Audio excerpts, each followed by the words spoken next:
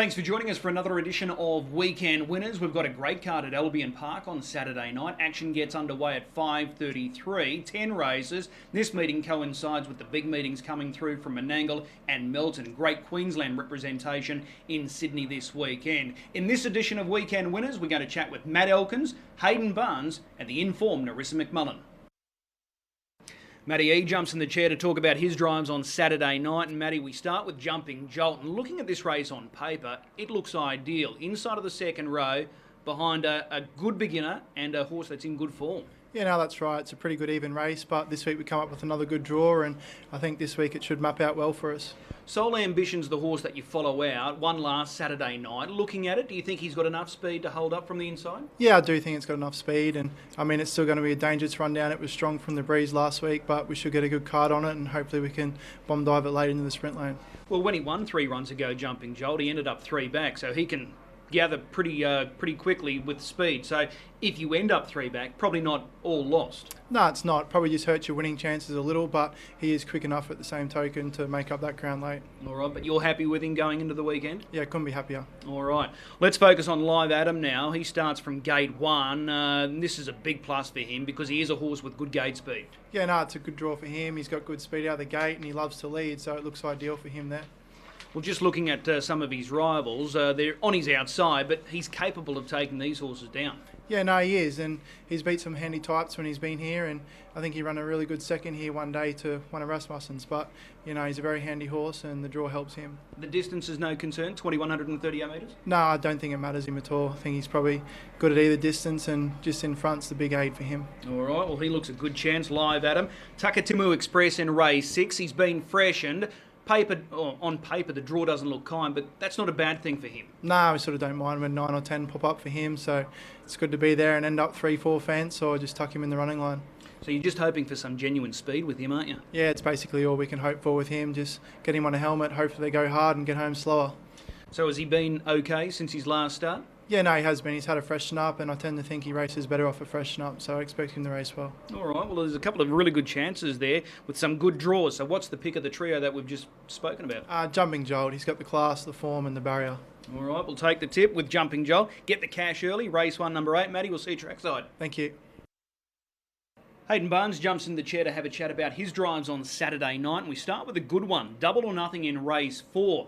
I would venture to say this is the best of your drives on the weekend. Yeah, he's the best one out of them all. He's a nice 3-year-old and he's going to have it pretty hard, but he's still up to it, I reckon.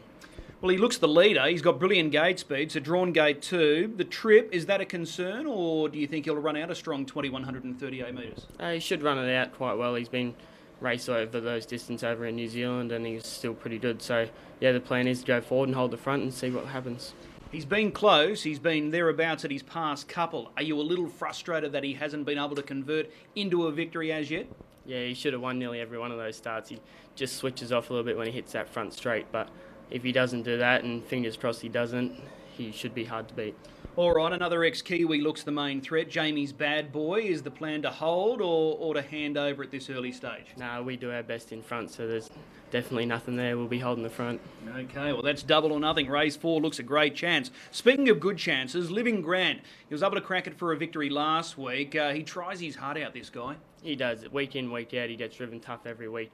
Goes out and does his 100% every time. So he's racing really good, and we'll just see what happens. But we'll be pressing forward and seeing how close we can hold up. Okay, well, that's interesting because you've got a good beginner on your inside and Live Adam, so things might get a little interesting early. Yeah, we'll see what happens there anyway. All right, well, he certainly looks a good chance, and whether he leads or, he's parked out, he's going to be there fighting at the finish. Yeah, he does. He fights very hard all the way to the line, so we'll just see what happens. All right, well, that's Living Grand. The following race, race 6, Comigal, a mare that probably needs to draw better than what she's got here on the weekend, but with a little bit of luck, she mightn't be too far away.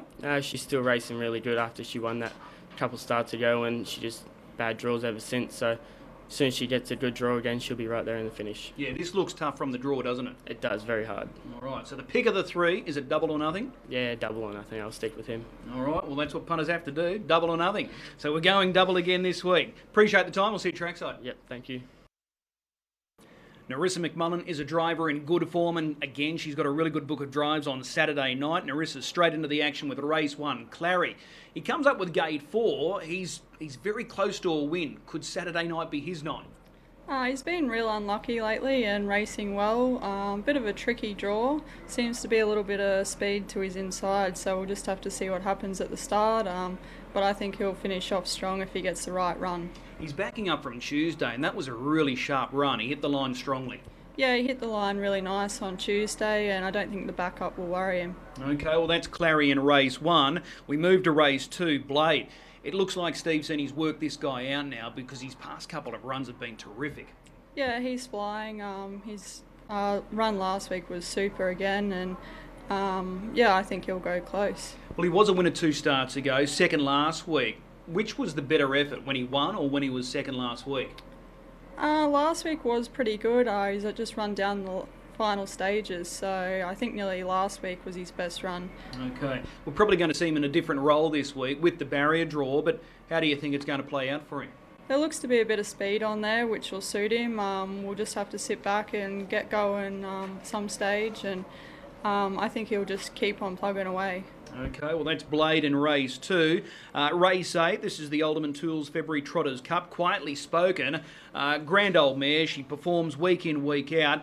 Conditions here this week look ideal for her. Mobile start, barrier 3, and she's got gate speed. She's got plenty of gate speed, and I think she'll be really hard to beat if she can find the front. Yeah, the past 2 efforts have been really good. Runner-up last week, strong in scoring 2 starts ago. She looks well placed here. Yeah, she's definitely back in form. She's probably racing better than ever at the moment.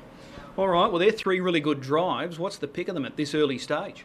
Probably Blade. Okay, we'll go with Blade in race 2. He's in form. Steve Seni's in very good form. Nerissa, you're in great form. We'll see you trackside. Thank you.